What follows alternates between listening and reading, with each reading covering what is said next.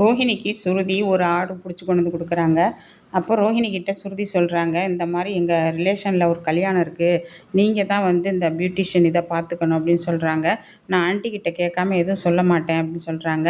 அப்போ முத்தும் மீனாவும் கேட்குறாங்க, இவ்வளவு நாளாக ஆண்டி கிட்டயா கேட்டீங்கங்க அப்படின்னு சொல்லும்போது அவங்க சொல்கிறாங்க, ரோஹிணி சொல்கிறாங்க, எங்கள் விஷயத்தில் தலையிட வேணாம்னு சொன்னால் நீங்கள் தலையிடாமல் இருக்கவே மாட்டீங்களா, உங்களுக்கு எங்கள் விஷயத்தில் தலையிடுறதே வேலையா அப்படின்னு கேட்குறாங்க. அப்போ மனோஜ் சொல்கிறாரு, ஆமாடா ரோஹிணி கேட்குறது உண்மை தானடா, நீங்கள் ஏன்டா எங்கள் விஷயத்தில் ரோஹிணி எங்கே போனால் எங்கே வந்தாலும் பின்னாடியே போகிறீங்க, எங்களை ஏன்டா நீங்கள் வந்து ஃபாலோ பண்ணுறீங்க அப்படின்னு கேட்கும்போது உடனே அண்ணாமலை சொல்கிறாரு, மனோஜ் நிறுத்து, இப்போ முத்து மீனாவும் சொல்லலைண்டா, ரோஹிணியை பற்றி எந்த உண்மையுமே தெரியாதுல, நம்ம கடைசி வரைக்கும் நம்பிக்கிட்டே இருப்போம்ல, மலேசியாவில் தான் இருக்காங்க, அவங்க அப்பா அவங்க அம்மா எல்லாம் மலேசியா தான், அந்த பொண்ணும் மலேசியா தான், அந்த பொண்ணு பெரிய கோடீஸ்வர பொண்ணுன்ட்டு இன்னும் உங்கள் அம்மா கனவு கண்டுக்கிட்டு இருப்பாள்ல, அவள் ஏக்கத்தோடு இருப்பா உங்கள் அம்மா, அது தேவையா மனோஜ் அப்படிங்க. அது இல்லைப்பா அப்படின்னு சொல்லும்போது உடனே விஜயா வாயை திறந்து பேசுகிறாங்க, முத்துவும் மீனாவும் சொன்னது நல்லதோ கெட்டதோ, ஆனால் இவளோட உண்மை தெரிஞ்சு போச்சு, ரோஹிணியோட உண்மை தெரிஞ்சு போச்சு நமக்கு, அதனால் நீ இதை பற்றி பேசக்கூடாது, இனிமேல் அவள் உன் கடைக்கு அவள் வரக்கூடாது அப்படின்னு சொல்லும்போது,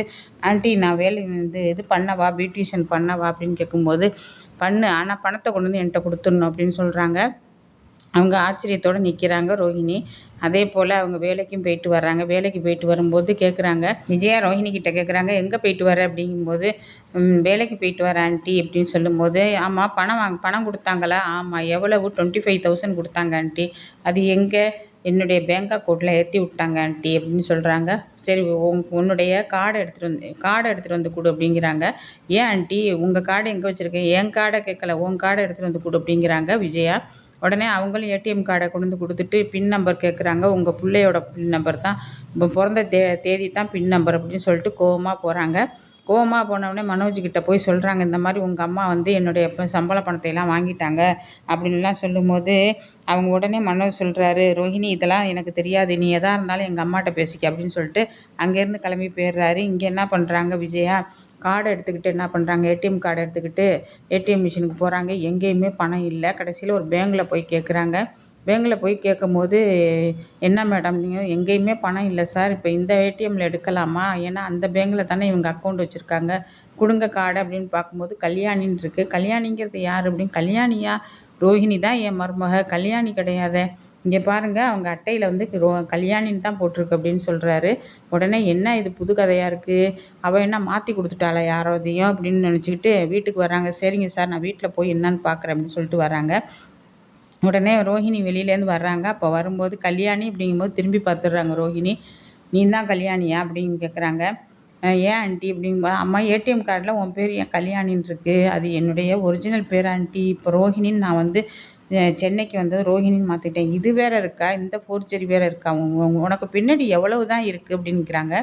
விஜயா கேட்குறாங்க. அதுக்கு ரோஹிணி சொல்கிறாங்க, ஒன்றுமே இல்லை ஆண்டி, எனக்கு வச்ச பேர் கல்யாணி, மலேசியாவில் வச்ச பேர், நான் வந்து இங்கே வந்ததுக்கப்புறம் என் பேர் ரோஹிணின்னு மாற்றிக்கிட்டேன், அது ப்ராப்பராக இல்லை, ஆனால் பேங்கில் எல்லாம் அந்த பேர் தான் கொடுத்துருக்குறேன் அப்படின்னு சொல்லும்போது எல்லாரும் முழிக்கிறாங்க. அப்போ முத்து சொல்கிறார் மீனா கிட்ட, இந்த பொம்பளை கிட்ட ஏதோ இருக்குது மீனா, நீ வேணா பாரு, இது பெரிய தில்லாலங்கடி வேலையெல்லாம் பார்க்குது, உனக்கு தெரியுமா அப்படிங்கிறாங்க. ஆமாங்க, ஒன்று ஒன்றா தான் சொல்லுது, ஒன்று ஒன்றா வருது உண்மையெல்லாம் அப்படிங்கிறாங்க.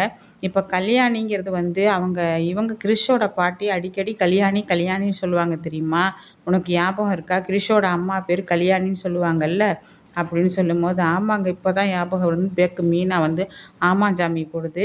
உடனே சுருதியும் கேட்குறாங்க, என்ன பேசிக்கிட்டு இருக்கீங்க அப்படின்னு கேட்கும்போது, இந்த மாதிரி இங்கே ஒரு பையன் குட்டி பையன் வந்தான்ல சுருதி, அவங்களோட அம்மா பேர் கல்யாணி, இப்போ ரோஹிணி பேரும் கல்யாணியா பழைய பேர் அப்படிங்கும்போது, அப்படியா அப்படிங்கும்போது, இருந்தாலும் இருக்குங்க மீனா, இவங்க தான் அவங்களா இருக்குமோ அப்படின்ட்டு கிளப்பி விட்டு போயிடுது சுருதி முத்துக்கிட்ட. அதாவது குழப்பத்தை உண்டு பண்ணிட்டு போயிடுது.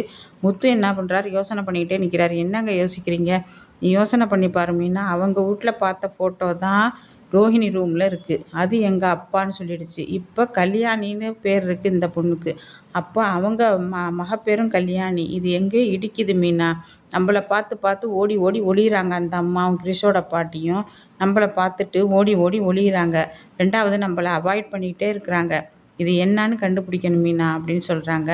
சரி கண்டுபிடிக்கலாங்க, எவ்வளவோ கண்டுபிடிச்சிட்டோம், இதை கண்டுபிடிக்க மாட்டோமா அப்படின்னு சொல்லிட்டு சொல்லும்போது இவர் ஒரு சவாரி போகிறாரு.